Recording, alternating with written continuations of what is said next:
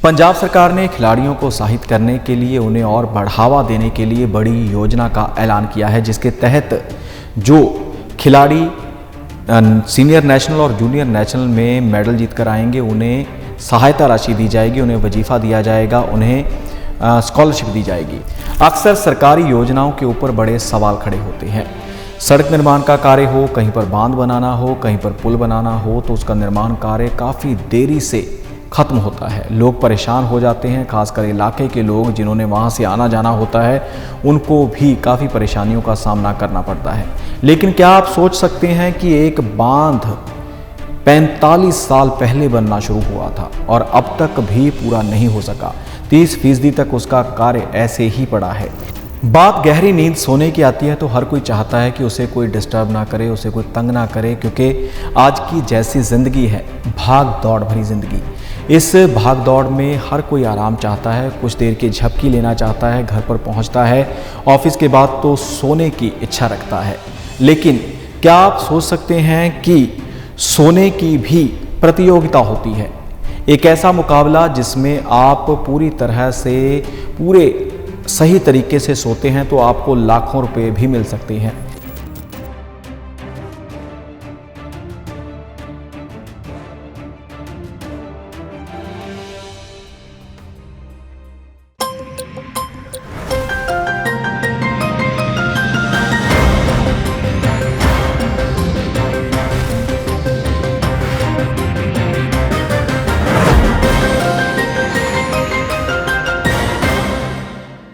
नमस्कार, D5 channel Hindi का खास कार्यक्रम खुलासा न्यूज़ का देख रहे देश विदेश के दर्शकों का मैं धर्मेंद्र संधू स्वागत करता हूं।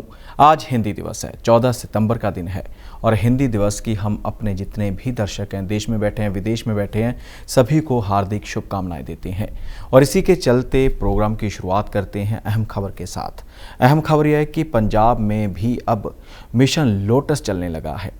ये हम नहीं कह रहे, आम आदमी पार्टी कहती है। आम आदमी पार्टी की सरकार है पंजाब में, तो आम आदमी पार्टी का कहना है कि भाजपा की ओर से उनके विधायकों को खरीदने की पेशकश की गई है। इसी के चलते हरपाल सिंह चीमा है, वित्त मंत्री पंजाब हैं, उन्होंने एक प्रेस कॉन्फ्रेंस की जिसमें उन्होंने कहा कि हमारे विधायकों को 25-25 करोड़ रुपए की ऑफर आ रही है भाजपा की ओर से कि आप भाजपा में शामिल हो जाओ, और भाजपा पंजाब में आम आदमी पार्टी की सरकार को गिराना चाहती है। तो इसी के चलते भाजपा ने भी जवाब दिया है। अश्विनी शर्मा जो पंजाब के अध्यक्ष हैं भाजपा के, उन्होंने कहा है कि ऐसी कोई भी बात नहीं है, अगर ऐसा है तो सबूत दिखाए आम आदमी पार्टी।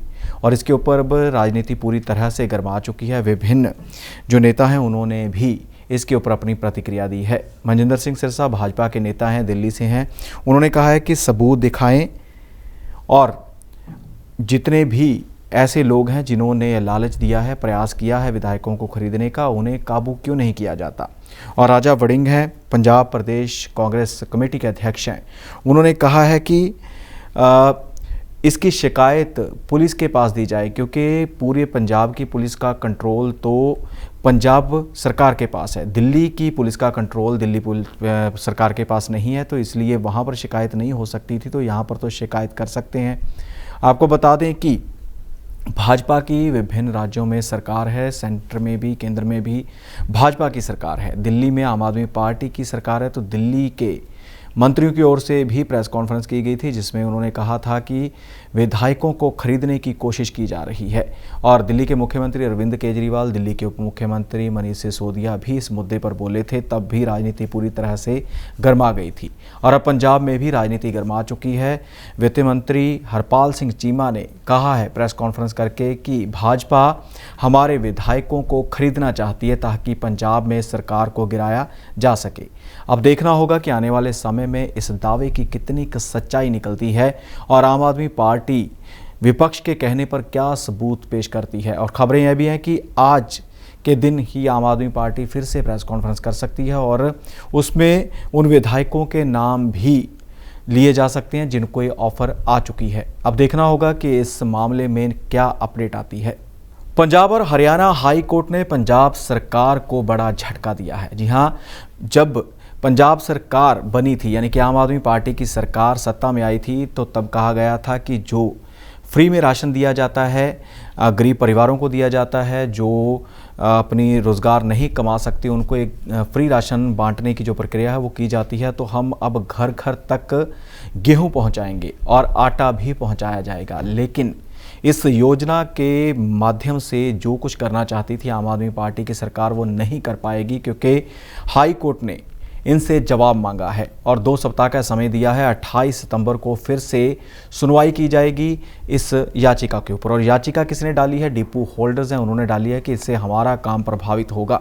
और इसके ऊपर जो विपक्ष है उनके भी काफ़ी जो तंज थे, उनका कहना था कि इतने स्टाफ की भर्ती कैसे की जाएगी, किसको भेजा जाएगा घर घर आटा दाल देने के लिए। आपको बता दें कि इसके लिए यह भी कहा गया था कि एक हेल्पलाइन नंबर भी जारी किया जाएगा, जिस नंबर के माध्यम से आपको, जिसको ये सहूलियत मिलती है 2 रुपये किलोग्राम के हिसाब से जिनको गेहूं मिलता है, उनसे पूछा जाएगा कि आप कब घर पर हैं। जब घर पर होंगे तभी आपकी डिलीवरी होगी। और इस पेचीदा जो योजना थी उसके ऊपर अब अंकुश लगाने की तैयारी हाईकोर्ट ने कर ली है। इसके लिए अब देखना होगा कि पंजाब सरकार अपना क्या पक्ष रखती है, किस प्रकार से इस योजना को आगे बढ़ाया जाता है, क्योंकि जो अधिकारी थे उन्होंने भी काफ़ी सवाल खड़े किए थे, स्टाफ ने भी सवाल खड़े किए थे, डिपो होल्डर्स ने भी सवाल खड़े किए थे कि इस प्रकार की योजना से उनका नुकसान होगा और जो कर्मी किसी के घर तक अपने वाहन से, अपने व्हीकल से आटा दाल पहुंचाने जाएगा उसका खर्च कौन करेगा और किस प्रकार से सारी योजना को लागू किया जाएगा, इसके ऊपर काफ़ी बड़े सवाल खड़े हो चुके थे। और आपके बता दें कि आम आदमी पार्टी की सरकार जब से सत्ता में आई है तब से जितने भी उन्होंने वादे किए थे उनको निभाने को लगी हुई है। मुफ्त बिजली की सहूलियत वाला वादा भी पूरा कर चुके आम आदमी पार्टी की सरकार। इसी के चलते आम आदमी पार्टी की सरकार में कुछ लोगों के बिल ज़ीरो आ रहे हैं, कुछ के मीटर चार्जेस आ रहे हैं और कुछ के जितनी भी कंजप्शन है उस हिसाब से ही बिल आ रहे हैं। तो अब आटा दाल स्कीम जो घर पर राशन पहुंचना था उसके ऊपर अंकुश लगाने की तैयारी हो चुकी है। फिलहाल नोटिस जारी करते हुए पंजाब सरकार को इस योजना के ऊपर रोक लगा दी गई है, यानी कि जब तक 28 सितंबर तक कोई फैसला नहीं आता, सरकार अपना पक्ष नहीं रखती, इस योजना को लागू नहीं किया जा सकेगा। पंजाब सरकार ने खिलाड़ियों को उत्साहित करने के लिए, उन्हें और बढ़ावा देने के लिए बड़ी योजना का ऐलान किया है, जिसके तहत जो खिलाड़ी सीनियर नेशनल और जूनियर नेशनल में मेडल जीत कर आएंगे उन्हें सहायता राशि दी जाएगी, उन्हें वजीफ़ा दिया जाएगा, उन्हें स्कॉलरशिप दी जाएगी। और इसके चलते जो मीत हेर हैं पंजाब के स्पोर्ट्स मिनिस्टर हैं, उनका कहना है कि इस योजना का आरंभ कर दिया जाएगा, जल्द ही इसका नोटिफिकेशन जारी हो जाएगा। और इसी के चलते ही अगर ये स्कीम शुरू होती है तो पंजाब ऐसी स्कीम खिलाड़ियों के लिए शुरू करने वाला देश का पहला राज्य बन जाएगा। और इसमें राष्ट्रीय विजेता जो सीनियर होगा उसको 8,000 रुपये प्रति महीना वजीफ़ा दिया जाएगा और जो जूनियर नेशनल का विनर होगा उसे 6,000 रुपये प्रति महीना वजीफ़ा दिया जाएगा और 1 साल तक ये वजीफ़ा राशि दी जाएगी। उसके बाद अगर वो आगे जीतता है तो उसको एक्सटेंड किया जा सकता है, लेकिन फ़िलहाल 1 साल के लिए ही इस राशि को मंजूरी दी गई है।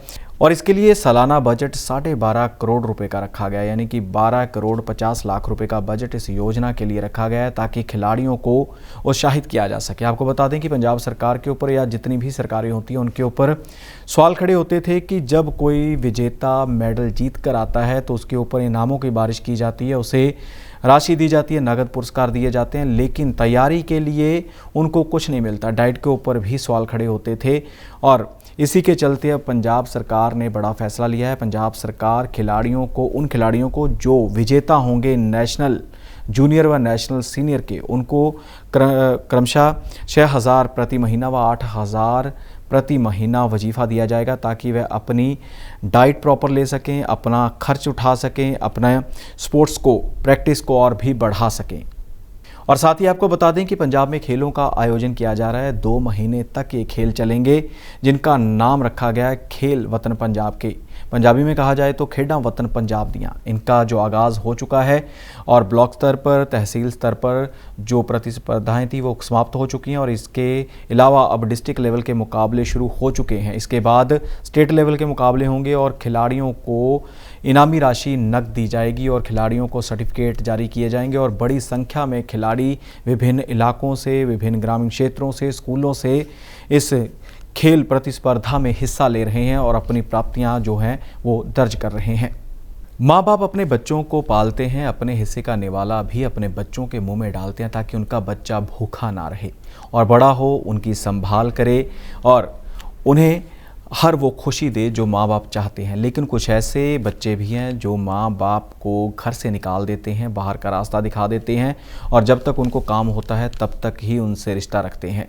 ऐसा ही मामला पंजाब के जलालाबाद से सामने आया है। जलालाबाद का एक गांव है काठगढ़, उसके पास एक ढानी पड़ती है, पीरा वाली ढानी। वहाँ के दो निवासी थे, दो सगे भाई थे। बाप की मौत हुई तो उसके बाद 80 साला बुजुर्ग माँ को उन्होंने घर से बाहर निकाल दिया। जब इस बारे में किसी ने याचिका डाली तो उस याचिका पर सुनवाई करते हुए अदालत ने हुक्म दिए थे कि जो महिला है 80 वर्ष की है, उसे दोनों भाई 10-10 हज़ार रुपये प्रति महीना देंगे, सहायता राशि देंगे। लेकिन वो सहायता राशि नहीं मिली। जब अदालत में उन्हें बुलाया गया तो अदालत में भी दोनों भाई नहीं पहुंचे, जिसके बाद अब दोनों भाइयों के गिरफ्तारी के वारंट जारी हुए, जिसके चलते एक भाई को गिरफ्तार किया गया है जो लाइनमैन है, नाम है उसका गुरदयाल सिंह और बिजली विभाग में लाइनमैन के पद पर तैनात है।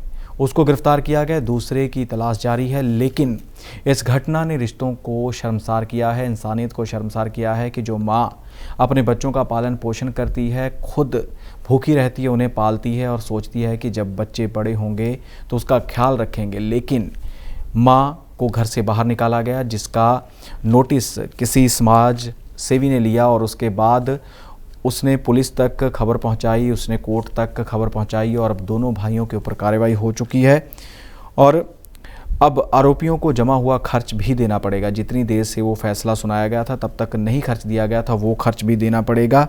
और जिस प्रकार से ये घटना सामने आई है, इससे सबक लेने की ज़रूरत है कि माँ बाप का कर्ज उतारना मुश्किल होता है। माँ बाप खुद तंग रहकर बच्चों को बड़ा करते हैं, पालन पोषण करते हैं, लेकिन ऐसे बच्चे जैसे ये दो भाई हैं अपने माँ बाप को ही बाहर का रास्ता दिखा देते हैं। अक्सर सरकारी योजनाओं के ऊपर बड़े सवाल खड़े होते हैं। सड़क निर्माण का कार्य हो, कहीं पर बांध बनाना हो, कहीं पर पुल बनाना हो, तो उसका निर्माण कार्य काफ़ी देरी से ख़त्म होता है। लोग परेशान हो जाते हैं, खासकर इलाके के लोग जिन्होंने वहाँ से आना जाना होता है, उनको भी काफ़ी परेशानियों का सामना करना पड़ता है। लेकिन क्या आप सोच सकते हैं कि एक बांध 45 साल पहले बनना शुरू हुआ था और अब तक भी पूरा नहीं हो सका। 30% तक उसका कार्य ऐसे ही पड़ा है। मामला छत्तीसगढ़ का है। छत्तीसगढ़ यूपी बॉर्डर पर अमावर बांध का काम 45 सालों से लटका हुआ है, जिसके चलते कई सरकारें आई, कई सरकारें चली गई, लेकिन वो बांध वैसे का वैसा ही रहा। और जिन लोगों के आसपास के घर थे, जिनके रिहायशी इलाके उस बांध में आए थे या फिर जिनकी ज़मीनें उस बांध में आई थी, ना तो उनको कोई मुआवजा मिला, ना उन्हें कोई राहत कार्य दिया गया। और इसी के चलते जो 70 करोड़ रुपए पुनर्वास के लिए रखे गए थे, खर्च किए गए, दिखा दिए गए, लेकिन उन्हें कोई भी मुआवजा नहीं दिया गया। यूपी सरकार ने छत्तीसगढ़ को 70 करोड़ रुपए दिए थे और 70 करोड़ रुपए भी ऐसे ही चले गए, लेकिन किसी का कोई फ़ायदा नहीं हुआ। और बांध की भी बात की जाए तो 1977 में यूपी के सोनभद्र ज़िले के अमवार में शुरू की गई कनहर अंतर्राज्यीय सिंचाई परियोजना का निर्माण कार्य शुरू हुआ था 1977 में, लेकिन अब तक वो पूर्ण नहीं हो पाया है। और इसका जो बजट था शुरुआत में 30 करोड़ रुपए का था, जो बढ़कर 2239 करोड़ रुपए का हो चुका है, यानी कि कई गुना तक अब खर्च बढ़ चुका है। अगर वहीं पर 30 करोड़ की लागत में वो निर्माण बांध का कार्य जो था ख़त्म हो जाता तो तब नुकसान कम होना था, जो अब करोड़ों में पहुंच चुका है। और आपको बता दें कि ऐसी ही कई और भी योजनाएं हैं जो काफ़ी समय से लटकी हुई हैं, लेकिन 45 साल वाली जो घटना है उसने सभी को हैरान कर दिया है। और अब 30 करोड़ की बजाय 2200 करोड़ के करीब का खर्च आ रहा है, क्योंकि महंगाई बढ़ चुकी है, मटेरियल महंगा हो चुका है, लेकिन सरकार अभी भी इस और ध्यान नहीं दे रही। काम 45 साल से लटका हुआ है, लोग परेशान हैं, लोगों को कोई भी मुआवजा नहीं दिया, 70 करोड़ रुपये जारी भी कर दिए गए। और अब जो है इसके ऊपर पे चढ़ा हुआ है उस पेज का क्या हल होता है, किस प्रकार से सरकार इस पेज को निकालती है, क्या अड़चन है वो सरकार ही जाने, लेकिन लोग परेशान हैं। और अगर ये बांध पूरा होता है, इसका निर्माण कार्य पूरा किया जाता है तो लोगों को काफ़ी राहत मिल सकती है। बात गहरी नींद सोने की आती है तो हर कोई चाहता है कि उसे कोई डिस्टर्ब ना करे, उसे कोई तंग ना करे, क्योंकि आज की जैसी ज़िंदगी है, भाग दौड़ भरी ज़िंदगी, इस भाग दौड़ में हर कोई आराम चाहता है, कुछ देर की झपकी लेना चाहता है, घर पर पहुंचता है ऑफिस के बाद तो सोने की इच्छा रखता है। लेकिन क्या आप सोच सकते हैं कि सोने की भी प्रतियोगिता होती है, एक ऐसा मुकाबला जिसमें आप पूरी तरह से पूरे सही तरीके से सोते हैं तो आपको लाखों रुपए भी मिल सकते हैं। जी हाँ, बिल्कुल ऐसा ही मामला एक ऐसी प्रतियोगिता का सामने आया है जिसमें एक लड़की ने जीत हासिल किया। पश्चिमी बंगाल के हुगली की रहने वाली त्रिपना नामक लड़की ने इसमें 6 लाख रुपए जीते हैं। उसने ऑनलाइन तरीके से एक प्रतियोगिता में हिस्सा लिया था जिसमें 4.5 लाख लोगों ने एंट्री की थी और उसमें 15 लोगों को सिलेक्ट किया गया। 15 के बाद 4 लोग फाइनल में पहुंचे और उनको एक स्लीपिंग ट्रैकर दिया गया था, एक स्लीपिंग के लिए एक गद्दा दिया गया था और ये भी कहा जा रहा है कि एक गद्दे बनाने वाली कंपनी ने ही इस प्रतियोगिता का आयोजन किया था, जिसके चलते जीतने वाली लड़की जो पश्चिम बंगाल की है उसको 6 लाख रुपये दिए गए हैं। और एक स्लीपिंग ट्रैकर था जिसके माध्यम से पता लगाया गया है कि वह पूरी गहरी नींद सोती है, बिना किसी मन में किसी स्वप्न के या किसी भी प्रकार की कोई भी चिंता के बिना वो बिल्कुल नींद लेती है। और इस लड़की ने जब बताया कि उसने इस मुकाबले में कैसे जीत हासिल की तो ये था कि उसे बचपन से ही सोने का बड़ा शौक़ था और इसी शौक़ के चलते उसने 6 लाख रुपए के करीब जो इनामी राशि है वो जीत ली है। आपको बता दें कि बेस्ट स्लीपर का अवार्ड उसे मिला है और इसके लिए जो प्रतियोगिता हुई थी वो बड़े स्तर पर करवाई गई थी, इंडिया लेवल पर करवाई गई थी और वो लड़की जो सोती थी वो 100 दिन तक लगातार 9 घंटे सोती रही। यानी कि 100 दिन का मुकाबला था, 100 दिन सोना था और पूरी नींद लेनी थी, पूरी गहरी नींद 9 घंटे की। 9 घंटे की नींद उसने लगातार ली, 100 दिन तक इसी प्रतियोगिता में रही और उसने 6 लाख रुपए का इनाम अपने नाम किया है। खुलासा न्यूज़ का में फिलहाल इतना ही। मुझे यानी धर्मेंद्र संधू को दे इजाज़त। धन्यवाद।